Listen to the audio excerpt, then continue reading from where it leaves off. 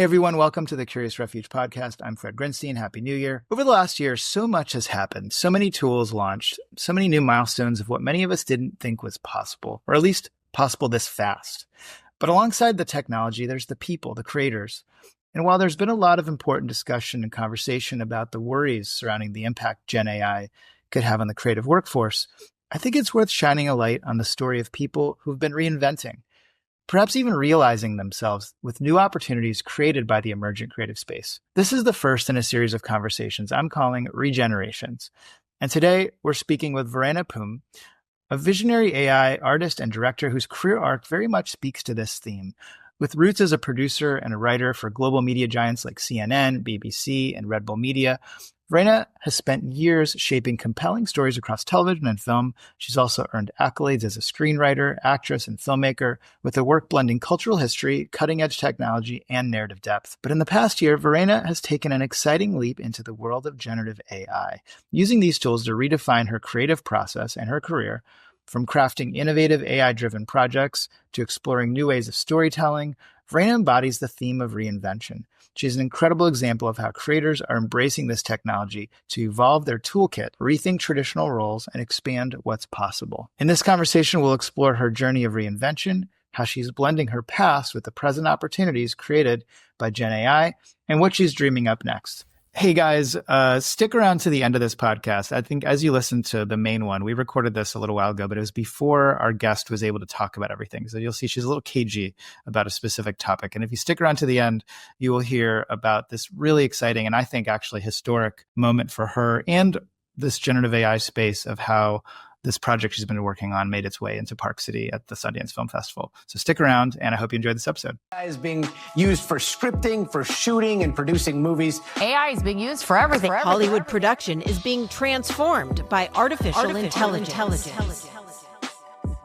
I want to kick off because, I really want to explore stories this year about people that are reinventing themselves. This is such an interesting other story. I think there are so many stories about the effects that people are projecting onto the workforce, perhaps rightfully or wrongfully. But I mean, that's kind of people's immediate gut. It's also interesting to see people who really are in the trenches and they are feeling the impacts. And in your case, I think there's been some pretty remarkable results. I think it's interesting that you also have like a legacy path, so to speak. Like you didn't just show up to YouTube and discover webcams. Like you've been making media in a traditional sense. I think a lot, and I can relate to that. I think a lot of people with this background, I look around at my cohort, some people have either been just too busy dealing with how crazy the entertainment industry is right now, or a little nervous about this technology, reticent, reluctant. I think this year there starts to be a feeling that people are starting to point their energy towards this, but people like you jumped in early. What was it like for you? Did you have a red pill moment, whether this is your origin story or what? Like, what sort of made you different than I think a lot of people in our kind of legacy cohort?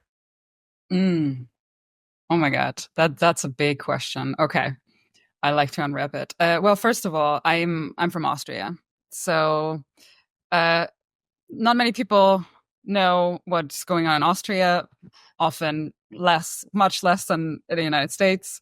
Austria is kind of like the little brother from Germany, and then Germany is the little brother of the United States, basically. So anything that is being done in the United States, it takes about 1.5 years to get to Germany, and then some to get to Austria. So I never was on the forefront of anything, I would say, when I was in Austria, because it just by happenstance, because it would come there so late. And then when I went into the AI space, it was funny enough so organic that it didn't feel like I was part of the forefront or a vanguard of AI filmmaking at all. Because it was more like I was developing a show for Red Bull, and it's a scripted show. It's a historical. It starts in 1888, and there's obviously some movies in that time frame that I was catering to, but I wanted to create something new, and I had certain characters in mind for the lookbook that they wanted and the one pager and stuff. So I started to just try out Midjourney. And saw that the images were great. And then I did a lookbook, and then I got hooked, and I told them I want to do a trailer. And then I put it in Runway, and it sucked. And it sucked big time. It was literally, remember the time when cars drove backwards and morphed at the same time, that is when I started like just trying it out and noticing, oh no, okay, it's not ready yet. But I saw the possibilities. And then honestly, I mean, we met the AI on the lot 2022. Was it 2022 or 2023?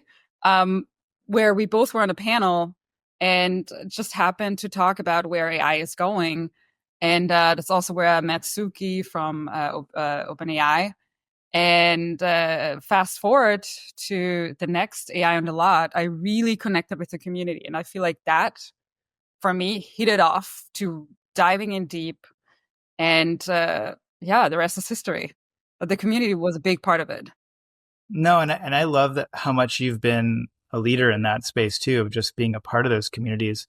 But it's interesting, I think, for so many people, the chronology that you just described was, very much overlaps with what a lot of people, especially here in LA, but I think around America and the strikes that affected a lot of people that were in the scripted industry, and I think had this ripple effect across other economies.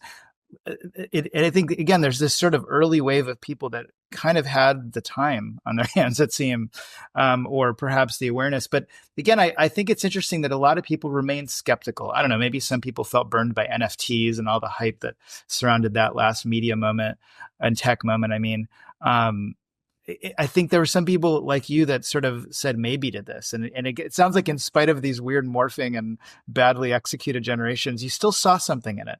What is it that sort of made you, again, look at this in a professional, because there's a lot happening for you right now. Yeah. For me as a writer and producer, and I always was a director as well. And I was a director, and that's what I wanted to do in film school. I got out of film school. And then I noticed it's very hard to fund your own project and everything. In film school, you're so in your own bubble. You get the equipment for free. You get the studio for free. You get, your friends to help. And then you go out and you're like, oh, this is actually a $25,000 project, or this is a $200,000 project, or this is a $2 million project. And the stories that I was writing was usually very high production value. So it was impossible to even like shoot it myself. Now, a lot of people usually in the industry then go on and shoot kind of like a trailer or a sizzle reel or stuff like that. I spent my time kind of like, editing a sizzle reel based on other movies. And then later on also a little bit AI. But for me, all of a sudden I saw that my vision manifested much quicker than going out and shooting something and spending so much resources on something that will not be used anyways. Like if you shoot a sizzle reel, you pay $25,000, nobody's going to use that in the end because they're going to shoot it anyways again, right? So I wanted to be mindful of my resources and my time and also the people that I was working with. And I kind of like focused on writing and focused on producing already funded projects.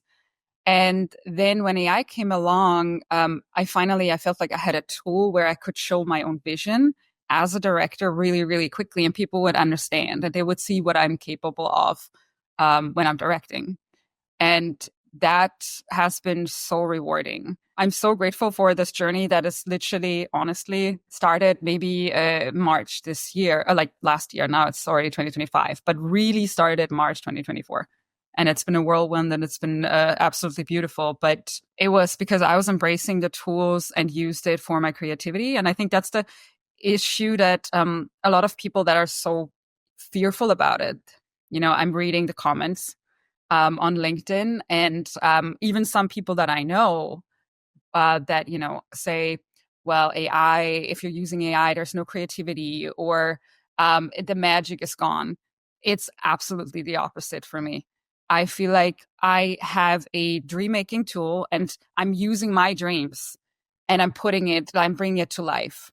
And I saw this Instagram story from will.i.am that talked about exactly that, And I feel like it just needs some voices that show not only the capabilities, but also, hey, I'm a creative. Like, for instance, will.i.am, I'm a creative. I want to use it. And then people, they trust leading figures in the industry, especially established figures, much more. And then they can be like, oh, maybe I want to lean in too. But it's up to everyone, to decide how they want to use it or if they want to use it. But if you are a filmmaker that has a great vision, but it's cost prohibitive to make your project, to even get it to a stage where you can show it and pitch it, or if you are a filmmaker that just never had the chance to direct something, that has always been a writer, which there are a lot, and you want to be a showrunner, you want to be a director, that can be a great tool for you. And for all the people that think that, their jobs are going to go away. So I always compare it with two things. One, an editor. If you think about the editors back then that edited 35 millimeter, and then came the computer, there were sure some editors were like, no, I'm not going to learn a computer, and I'm not going to learn Avid and, Final Cut and all of these tools. I'm going to still continue to edit hands-on. Well, guess what? Your job is still there, but it's more for archival, maybe, or for some, preserving of artifacts, but not so much, in the mainstream entertainment industry. And that's kind of where we're at. It's like, okay, so if you're a filmmaker, you don't want to learn the tools, you're missing out on a lot of technological advancements that could help you edit your film faster, help you create a movie faster. And so, yeah, for me, I feel like it's an opportunity as a creative to create a project that might have never existed in the first place, or would never exist if those tools wouldn't be there. I think that sort of phrase that wouldn't have been made otherwise rings for me often when I see a lot of people's films. And I think to connect it to this sort of the workforce thing, I think it's a sobering experience for a lot of people that I think for decades, I think this industry has had a lot of protections against these radical changes. But, the metaphors come up at every panel we're at, whether it's portrait painters that had to deal with photography. I don't know, like somebody was probably a big fan of their handwriting before typewriters came along. It's tricky. It's to sort of imagine these moments and really, I always just try to remember the emotions so many people are going through. But I don't know. I hope this doesn't, sort of anger anybody, because I always think everything is taken out of context. But I think one thing that happens when these shifts happen with technology, we suddenly realize this thing that used to take so much work and effort, just how kind of formulaic it kind of was. All of a sudden that thing that we thought we were so uniquely good at sort of rinsing and repeating and doing with our own flair, which is true. Once somebody gets it 80% of the way there to like a typewritten word, looks pretty close to like a handwritten word and good enough to communicate the word, if I'm borrowing that metaphor. I think some people really hang on to that feeling of like, well, I don't like it to feel like a formula. I don't like it to feel like it's something that's automated, but it often is. But then what do we do next? What does that then allow you to do forward now that you've skipped the effort? And I think that's the bit that creativity is going through in a massive way, right? Yeah. And also, I mean, automation is not a bad thing, right? It's really about how you use it. What came in for me, like for instance, somebody that is a good storyboard artist, and is good at drawing, they might think, oh, well, now you don't need me anymore. I just did a project where we got storyboards of each shot, like a storyboard of the shots. And that was really helpful because our clients wanted something really particular. And then I ran that through Leonardo with my prompt. So I already had the framing, the exact framing they wanted. And then I basically ran it through Leonardo with content reference, and some with image referencing, some with just a prompt. And I got the exact shot that they wanted, but now not drawn, but actually, real life, 35 millimeter footage. And that is something that you can leverage if you're good at drawing or storyboarding, or if you're an actor. You can position yourself as like a new Andy Serkis, like get your lip sync game going. You want to animate characters, act. do what you love and now create characters and let them speak. So, I mean, that's basically where it's going, right? At some point, I mean, we'll see where it's going to go and how fast it's going to go, but actors will never go extinct. It's just maybe for this movie, it's not going to be your face. You're going to be an animated character. I feel like there's so much opportunity for anybody and everybody that is open to it. And whatever you're good at, you will find something that you can make uniquely yours and position yourself in a new way. I think the other criticism that, there's some people that are defensive about the creativity, but there's some people that are also dismissive because they've seen it written enough about this idea of hallucination. That these machines hallucinate and which, to someone who's a big fan of precision, that is frustrating. I think some filmmakers are on that arc that they don't like the hallucination. But I just read this piece over the weekend about, I guess, reminding some of the Nobel Prizes from this last year, the science awards. I think like the dirty secret on one of them is the prize went to a group of scientists that is just because they were using AI and the AI hallucinated some like new ideas into their practice. And that actually brought them into this new way of thinking, of new ideas that they hadn't considered yet. And I think the short version of this is that in science, there's this new discussion about how AI is actually reopening the way that scientists actually thrive off creativity. They thrive off of thinking out of the box and thinking different. So the hallucinations actually inspire them to do new stuff and come up with new ideas. I feel like that's so relevant to what's happening here too. Like, what is your relationship with hallucinations in that context? I love hallucinations sometimes. It depends what the timeline is, what the deadline is. I rarely use ChatGPT or any LLMs for like telling the story, because I usually don't like where it's going, what they want to tell, but I use it for visuals. And I mean, I've had great images generated or animation generated where I didn't know what I really wanted. And then I prompted something, but I left it vague. And then I got the most amazing shots. And I'm, this is insanely good. I love this. So listen, AI is trained by people.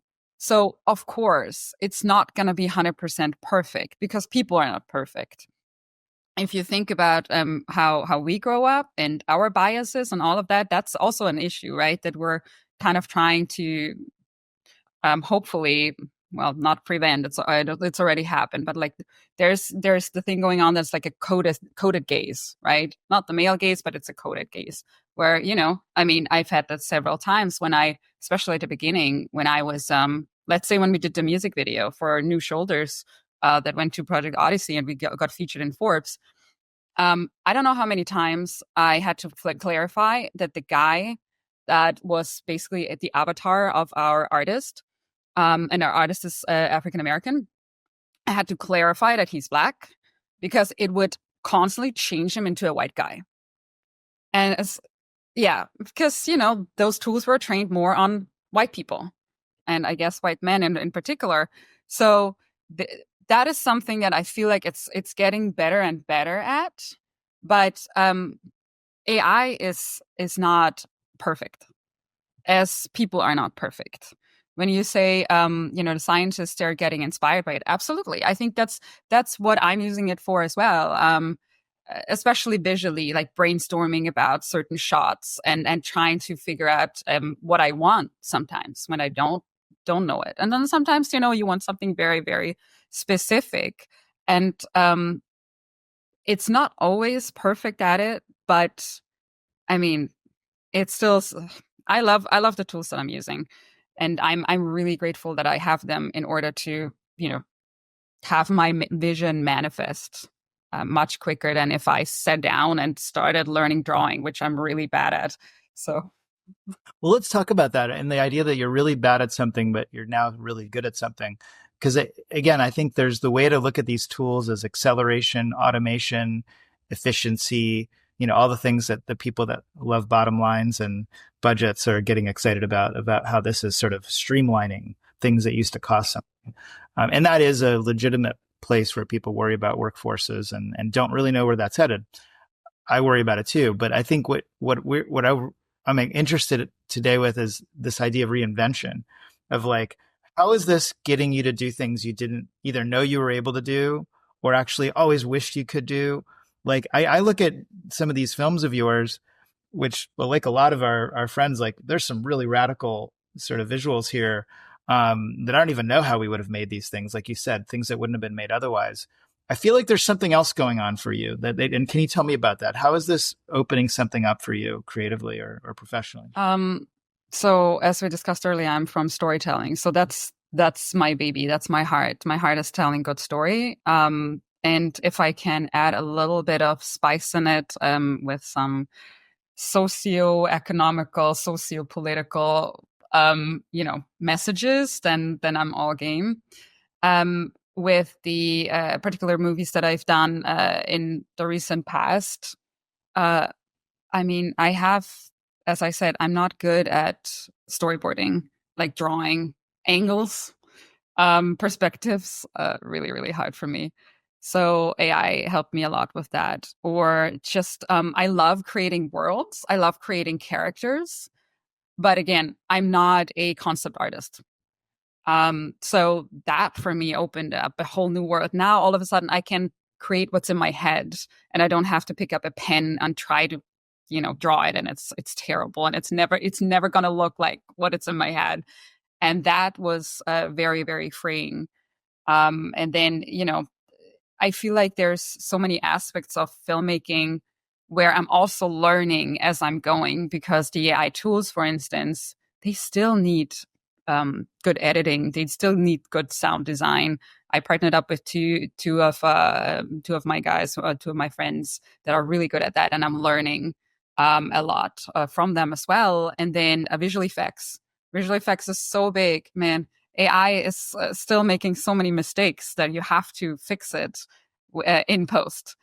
That did not go away. And I think it will not go away for some time.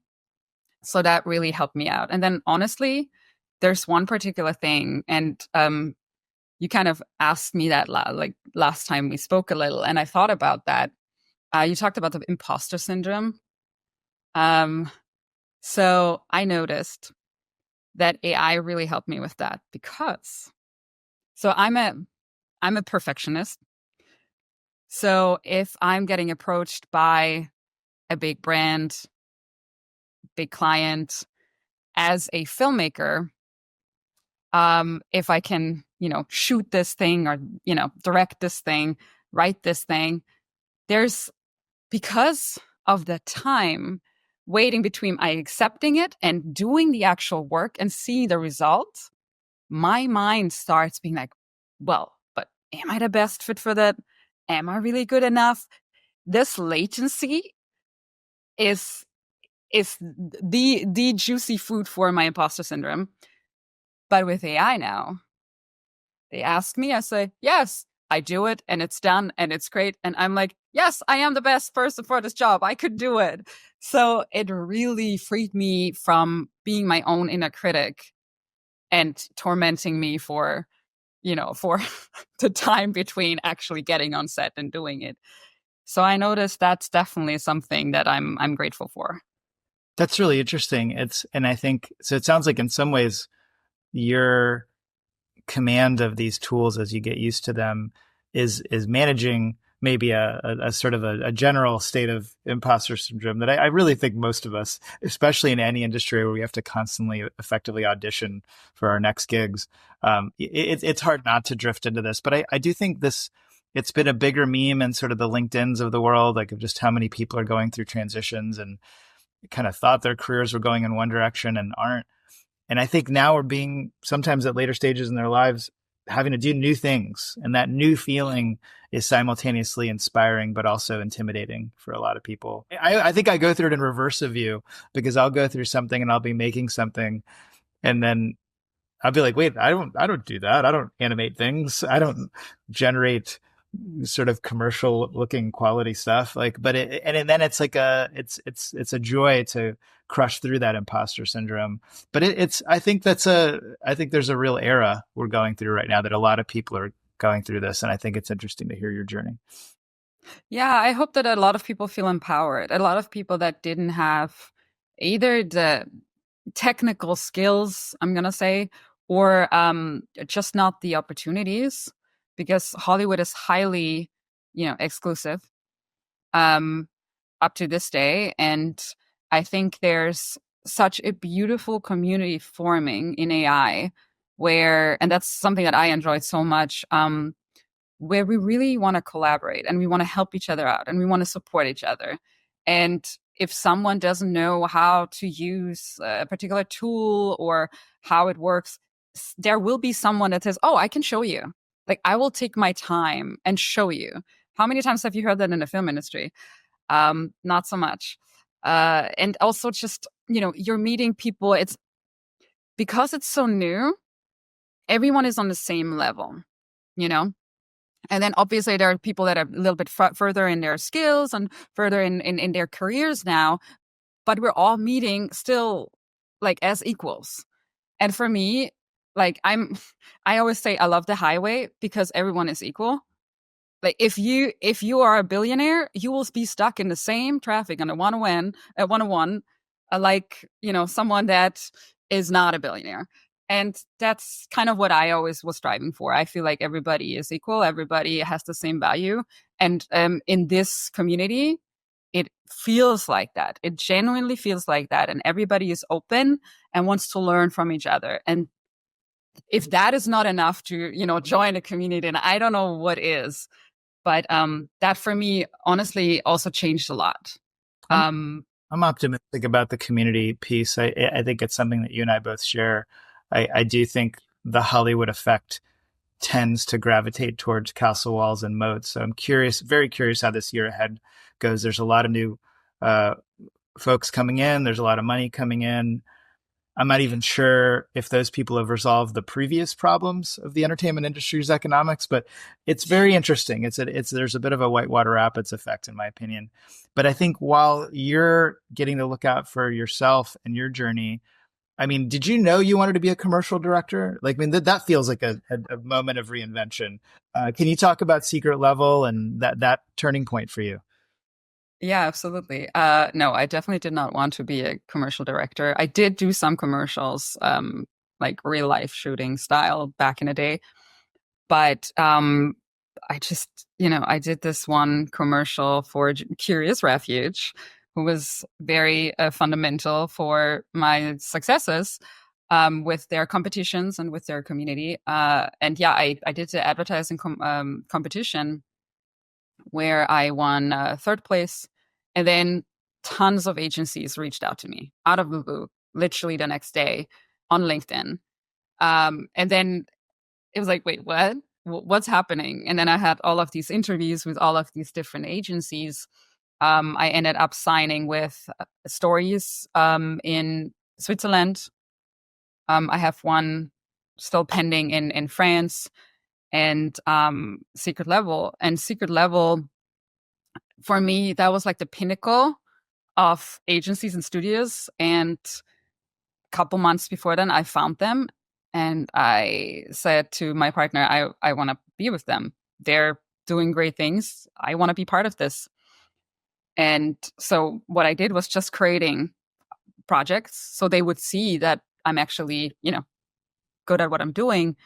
And I think it was I think we started a conversation after the first win with the commercial. And then after the second win, we solidified, after GPIX, we solidified the agreement. And ever since that, it's been a beautiful journey. I really love having the support and someone that is behind you and behind your career, because it's kind of like hard navigating all of this by yourself. You're a creator, but then you're a PR person, and you're also an agent, and you're also a producer, and all of these different hats can be a lot.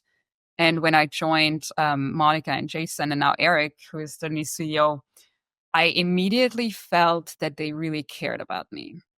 And I had other meetings where it did not feel like that, where it was more like you're one of a lot. And I'm like, no, that's not going to work. But with them, it felt like they saw my vision, they saw my style, they liked what I was doing, and genuinely care about me as a person. And it's been like that since I started. And immediately when I started, they put me on a project that I can say so much now. It's gonna be premiering on Sundance. It's a hybrid of AI and shot footage or archival footage. It's a documentary. So that's how much I can Short say. film, feature No, film? feature. This Sundance, like coming up right now. Yes, this Sundance. What can you say? Obviously, you're careful, and as you should be. So obviously, I'm particularly excited about documentaries. I have a I know. running list. I'll be happy to add yours to this very short list of docs that are going there. So it's archival, and what is it? Is it historical, social justice? What can you say about it? Yeah, I can say none of those things, but it's very much in my wheelhouse. And maybe something that you said or similar to what you said, but the great thing. So it rhymes with something that I said. Does it rhyme with anything? Now we're getting complicated. Is it a Ropal Mustis type film or? Sorry. I'm just messing with it. I love it. Let's just the next 20 minutes. You're just gonna guess. We're playing quiz show. No, that's so cool. I just seem to have a bad habit of inviting people into this podcast who then the most exciting thing they have to tell me is the thing they can't tell me about. So great. It's also going to premiere at the Berlinale in Berlin, where I'm also going to have a keynote. And then I'm as well super excited about the next project that I'm starting that I also can't say anything about. But it's been such a beautiful journey of all of a sudden leveling up and working on projects that, go to Sundance or do some other great things. But so that's been my journey with Secret Level. And it's not just commercials, right? So this one is a documentary. So they're very much trying to or going into the direction where they're going to do everything, where they're going to be a full-on studio with, not just catering to brands, but actually IP. So that's what I'm super excited about because that's where I'm coming from. So I'm happy to do commercials, but my heart is in, scripted content or documentaries that have a really good, important subject. And that's what that particular documentary has. Very cool. You'll love it. I'm going to invite you. I can't wait. And what a shooting star moment you're having. Both of those. I mean, just 12 months later to think, obviously have always been doing interesting things, but to have such amazing opportunities in a short amount of time with this industry is so cool. I mean, maybe let's lean into things you can talk about. What would be something coming up soon that really is, and maybe this is that answer, but how are you doing the types of things you dream about? You mentioned dreaming before. Like, how are you now fully in that kind of driver's seat on the next project you want to do? Like, what's something that you're excited about that either technically is uniquely possible because of what AI is capable of doing, or you in a relationship with you, human plus robot? Yeah. Human plus robot. Love it. Yes. So when was that? Half a year ago or something, I started developing a story that was like an animated feature, just because I felt like that was something that can happen very quickly. And it's a very personal journey in some way. And it's kind of like, Inside Out-ish, where you have a very psychological storyline or underlying message as well. So I'm super excited to get that going. It's also kind of self-therapy a little bit, as every film is that you make, right? So that's one of the projects. And then I have some of my TV shows that I developed, the one about the Black Panther Party, for instance, where I'm like, maybe this could be a great AI project. Back then I talked to the original Panthers and traveled around the country and get all of that information. And a lot of the things that I noticed is that, it was very prohibitive in the sense of the government or the people in power and all of these things. And so I'm thinking there's a couple of projects that I have where I see potential because AI is so disruptive. So maybe let's tell a disruptive story, especially in these very interesting times that are ahead of us. So those are the projects that I'm thinking about right now. But I feel like as we're still, I'm beta testing Google VO2 and it's incredible.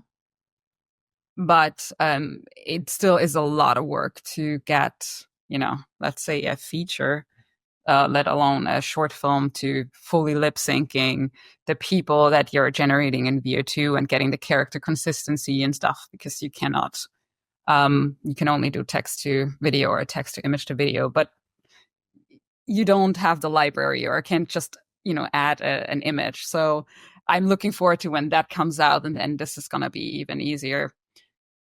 But yeah, it's exciting times for sure. Everybody's like a default like speed test driver or whatever. We're all kind of testing the sound barriers. What's your consumer reports? And unless this angers somebody who's a friend of yours at a tech company, but where, VO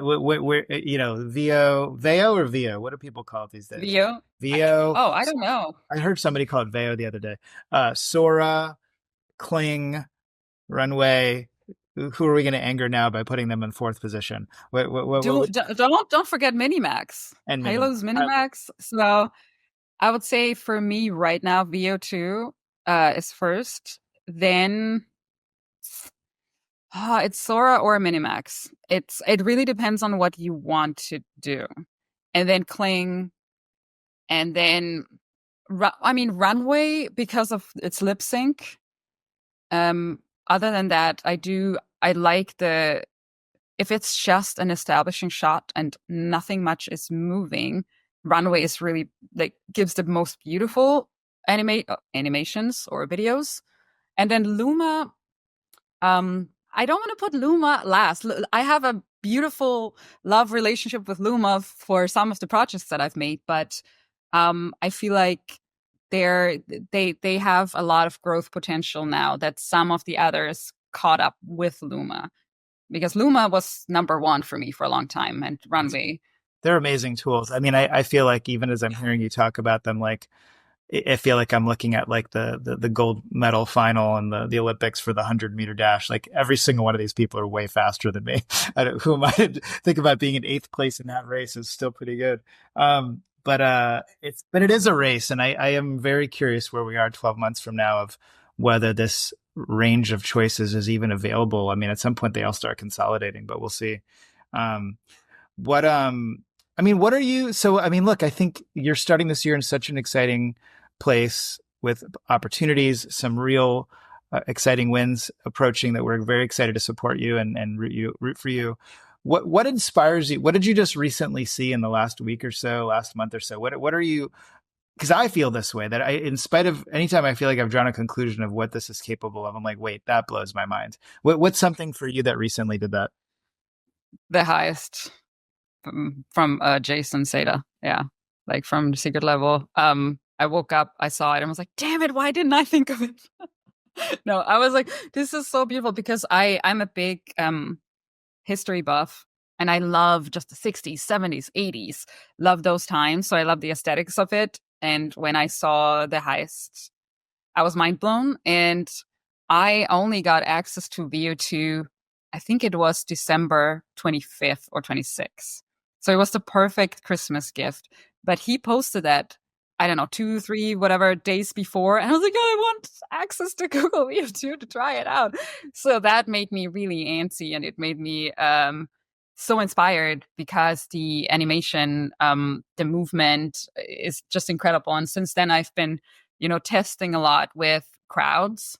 I'll post something today or tomorrow about some more crowd work that I did, just to see if it's possible, or if that's gonna be where it's gonna go in normal movies, to replace crowds and extras with AI, which I want to parallel to Star Wars, where the little cotton swaps. You remember the colored cotton?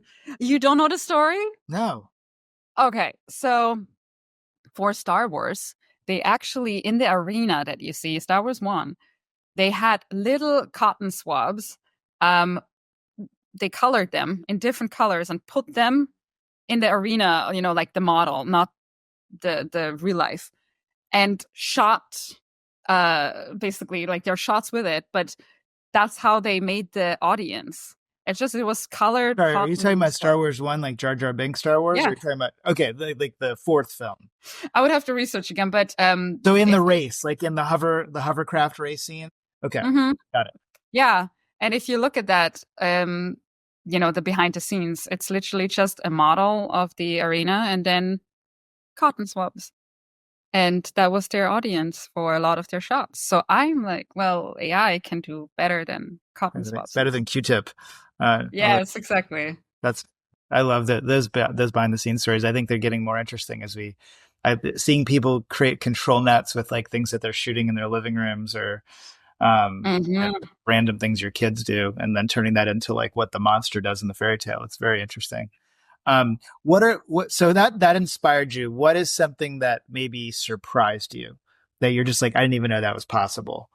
I just had this moment looking at agents this morning, but I'm curious. Agents? Well, just there's this like browser agent thing that looks bananas. What's something that has surprised you because that's my general feeling about 2025 is like, I feel like if you think you're ready to draw conclusions about what this is all doing, like you're not still doing all the homework. There's so much more coming at us. And I don't mean cool motion brush tools. I mean, like, what do agents do? But what about you? What's your feeling of surprise still? What's my feeling of surprise? I mean, there's good surprise and bad surprise.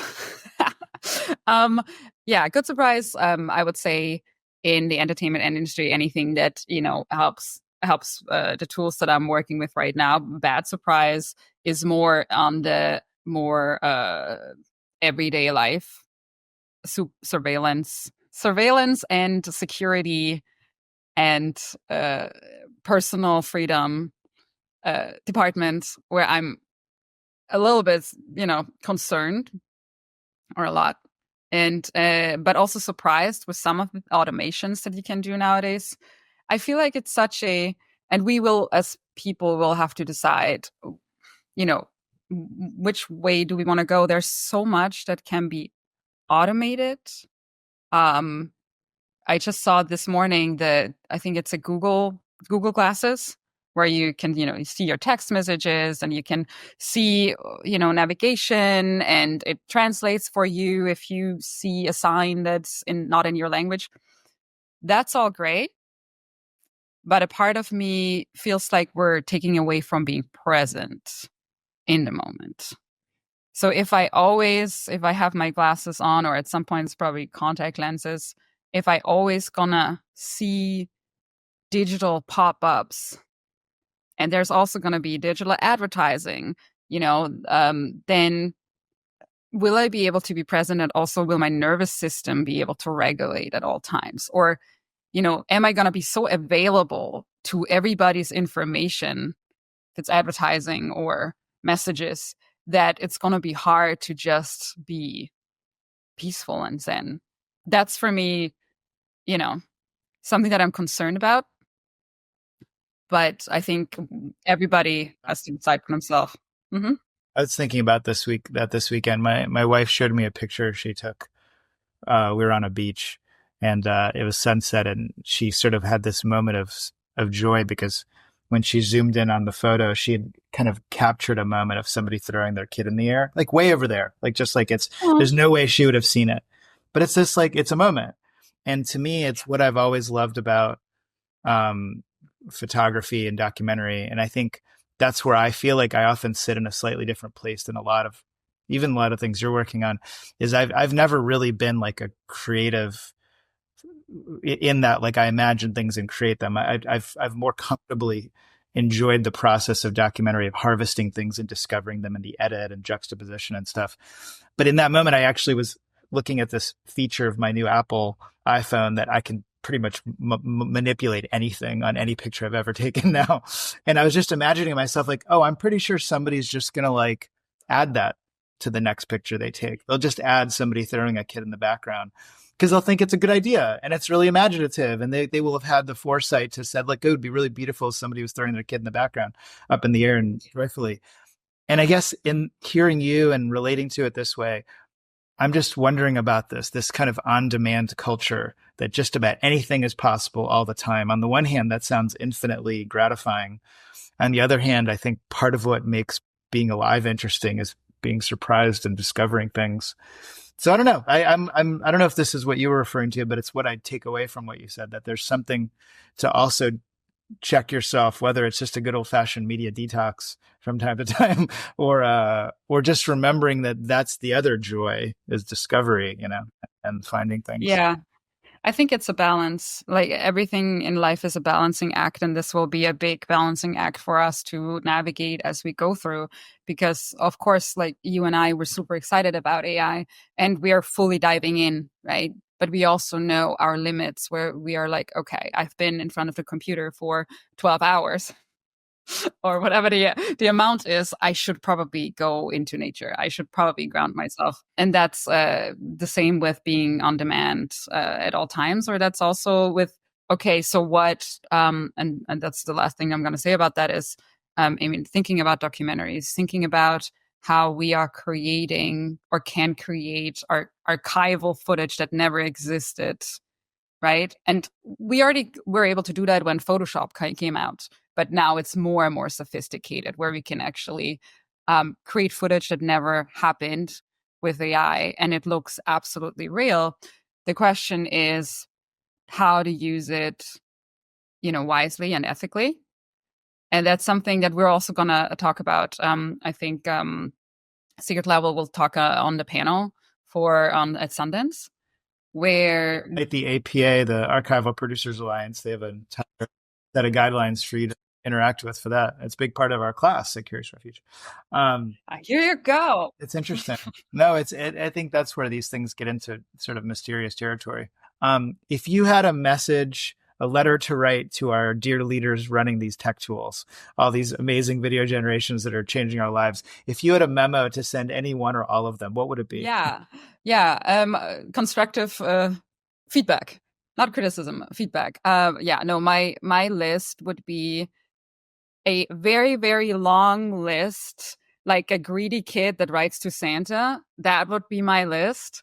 I feel like every tool I'm using has amazing upsides, but there's something that would make the workflow even better. If it's just, let's say generally, it would be lovely to have, if you're generating an image, it immediately goes to video, and it does with some tools already where you just have to click, on it again, like Veo 2 does that now. But I'm still a lot of times taking the image and then putting it into a different tool to get the video that I want. And then from the video, it would be nice if the whole workflow was in one system. Obviously, that will bring its challenges, but that would be nice. With Veo 2, you cannot save your videos locally on the library. You have to download everything because it's going to be gone when you start fresh. So obviously, that is something that will definitely change. Also for Veo, I would suggest for, being able to upload your own images. Right now, you can't. So that will, change everything because Veo is a really good generator. And then for all of the other tools, there's little tiny things here and there. Mostly, I feel like, workflow efficiency, and then keyframes, for instance. Like if everybody would put their heads together and create this super tool, then I think it would be a perfect tool. But thankfully, that is not happening, and we don't have monopoly on things.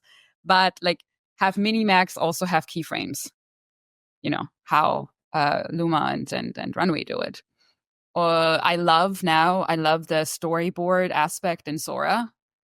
If I could have that in the other tools as well, amazing. So again, very, very long list of a greedy kid that is writing to Santa. That would be my list.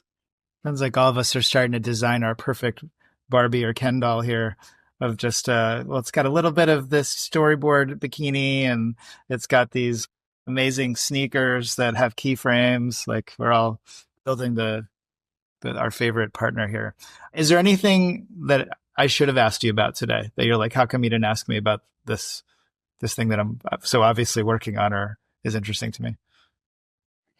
No, I mean, I think you're a great interview partner. I think you asked me really. I think for me it was interesting questions, and hopefully it was interesting for the listeners as well. And if there's any other follow up questions or people are curious about what I'm doing, they can always reach out to me on social media. And just start a conversation. And let's see, I would say this, the easiest way, because a lot of people always ask me that, like I get, messages, oh, I loved your commercial. How did you do it? Or how did you get into it? What can I do? What's my next step? And I feel like that's sometimes like prohibitive for some people because they don't know where to start. So I would say community is key. And I've never understood that when I was in film school. I was like, what does that mean? Community. It's so Hollywood is so exclusive, but really if you are around people that do the same thing, you will get the hang of it. You will learn tools. You will be invited to other events where you might meet people that you're going to work with. So I would say Curious Refuge is definitely a beautiful, great community that's everywhere. Can I do a shout out for Machine Cinema as well? I mean, please do. It's a little meta, but sure. So those were the starting points for me. The starting points for me was Curious Refuge, Machine Cinema, and AI on the Lot, Todd Terrace's event. So go to, Eventbrite and see what AI events are out there. There's so many AI festivals now that are happening. The Culver Cup was one of the bigger ones, but now AI3 Film Festival. And you will meet the people that are actually creating these events and organizing them in those groups that I talked about, because it's a huge community, but it's also kind of like a small community at the same time. So I'd say if you don't know where to start with community, talk to people and see what tools they're using and how you can learn from them. I mean, any Curious Refuge course, but especially your course, of course, will be not shilling that aggressively today. Well, I feel like sometimes it's good to get a little bit hand-holding, especially in this field. And if you have a structured course that guides you through particular things, where otherwise you would have to find 25 different YouTube videos from different people to get all the information. I mean, that makes it very, very easy. I agree. I think for me, it was really helpful to get structure. And I obviously agree on the community stuff. I think it is relatively small world for the foreseeable future. Or I think that's sort of how we're sort of getting into a space that there's something for everybody. There's different communities for different things. There's going to be AI groups that love horror. There are going to be AI groups that love figuring out what dating shows with AI look like. There's going to be a lot of interesting new spaces that people haven't figured out yet. Look, honestly, thank you so much. It's such an exciting way to start the new year. I'm really thankful for our friendship, but I'm also just thankful to get to learn from what people like you are doing to reinvent themselves. I hope our listeners check out all your amazing films. I really wanted to talk more about Kaiko, but they should just go see it. Did I pronounce that right? Yeah, Yaiko, that's a beautiful film, but there's so many beautiful shorts that Verena's doing. And obviously it sounds like it's just the beginning and just the early days of an exciting career. Where should we keep up with you? So LinkedIn, Instagram, that's the two social media platforms that I'm most at. And then, I have a website, and Secret Levels website as well. Let's keep an eye on what's happening at Sundance. That sounds really exciting. Whatever this mysterious thing that I genuinely have no idea what it is, I'm very excited about it for you. Yes. Stay tuned for that one. It is going to come. It's just so close that I can't say anything yet, but soon. But I think it's going to be a really good showcase of how you can make a hybrid. That's it for today for this episode. Thank you, Verena, for joining us today. Thanks, everybody, for listening. Please subscribe to our YouTube channel and whatever audio platform you use to listen to these podcast things. And if you're interested in AI filmmaking, please do check out our website. We've got a lot of cool classes, including my documentary one. We'd love to have you in our community. Thank you all, and we'll see you next time. All right, guys, thanks for sticking around a little bit longer. We have a bit of an update to Verena's story. She has some really exciting news, and we're going to talk to her about it. But you may have gotten the impression that there was something she couldn't talk about in this previous interview. So I hope you enjoy. So, let's jump right in. Where are you going in a couple of days, or tomorrow, or are you getting on a plane tomorrow. To go somewhere? Yes, tomorrow. I'm flying to Sundance, a little festival that you might have heard of. I couldn't say much last time because my lips were still sealed, but now finally we can talk about it more. The project that I did with Secret Level was a documentary that is called Free Leonard Peltier. It not only, was heavily in the last couple of days or in the last couple of weeks, heavily represented in the media because of the subject matter, which I talk in just a little bit in a second, but also what happened right before Biden left the office. And it actually had a real effect. So Free Leonard Peltier is about a guy in 1975, an American Indian movement member. And there was this day in 1975 where 2 FBI agents came to their ranch, and the events of that day are, controversial. But in the end, one of his family members died. I think family or friend died in the process of a shootout with the FBI agents, and then the two FBI agents died as well.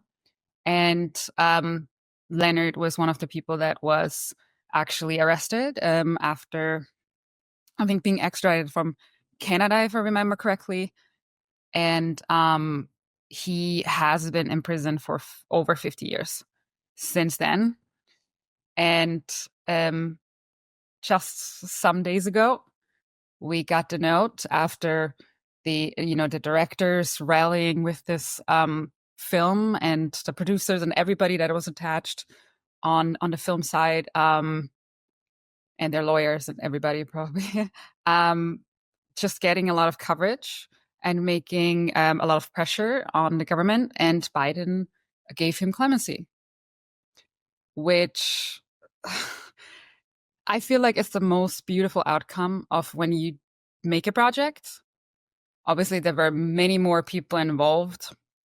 It was obviously not just a documentary that made that happen, but I feel like if you can use storytelling to create change in the real world, that's like for someone like me and probably someone like you as well, being in a documentary field for so long, that is the best possible outcome that you can have. Let's get excited about this for a few reasons. And I also just want to just quickly pull the Wikipedia entry.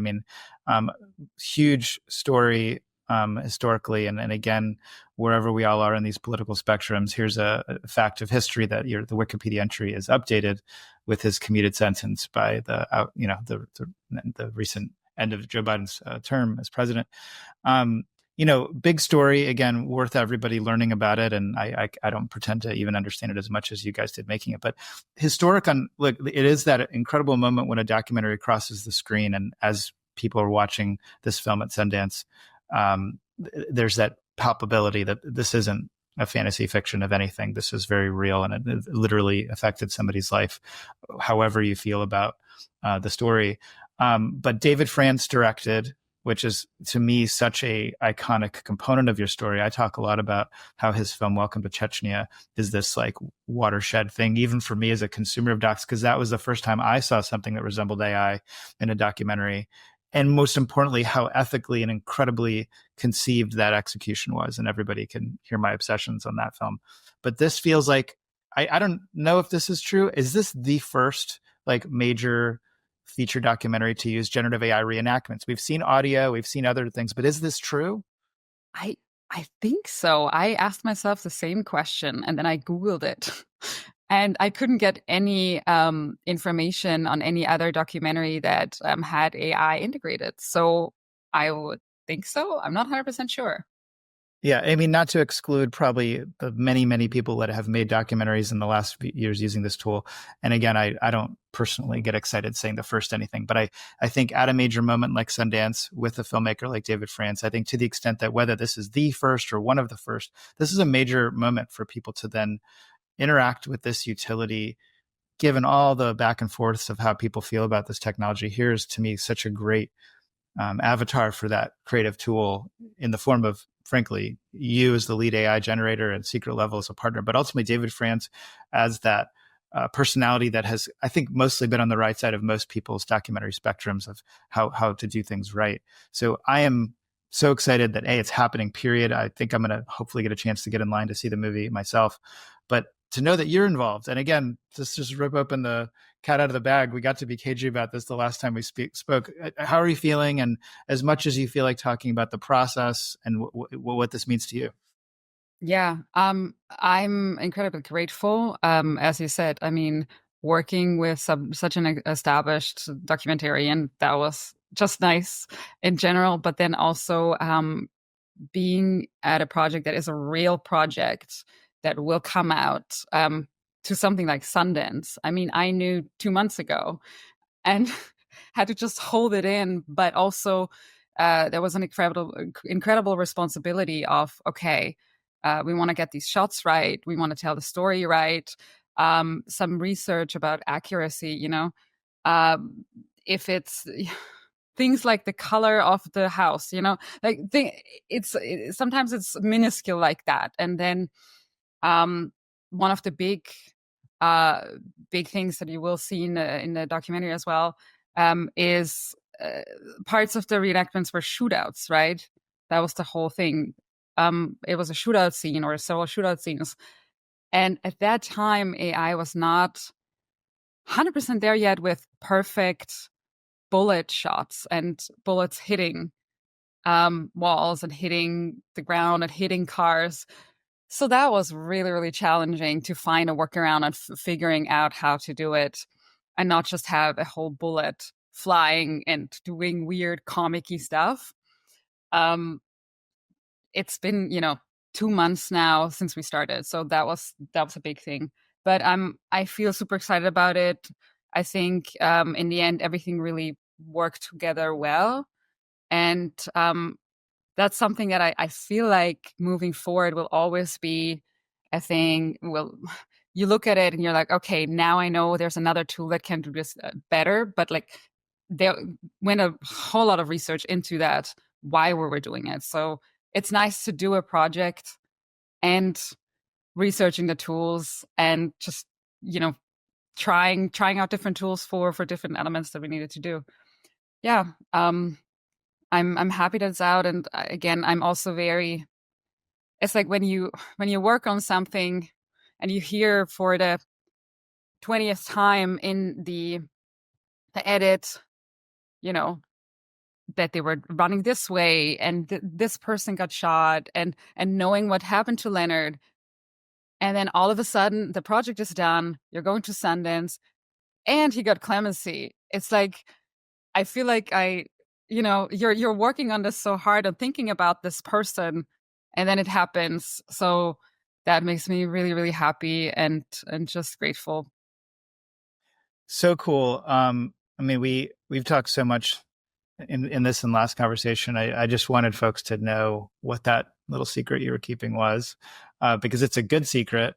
It's a historic secret, I think. I'm not the final word on this Wikipedia entry by any stretch, but I sense it's a moment to people to pay attention and how it's done. And I think if it's anything like the way Welcome to Chechnya played for that deep fake type technology, it would be very interesting to hear from David France how he approached this, because he puts a lot of thought. And I know you guys were on the receiving end of that at Secret Level. So I can't wait to hear from him. So psyched for you. What an amazing way to start this year.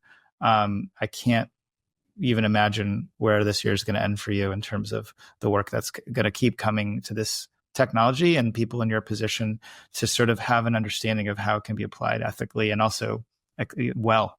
So psyched for you. And thanks for catching us up. Thank you. I appreciate it. Appreciate you.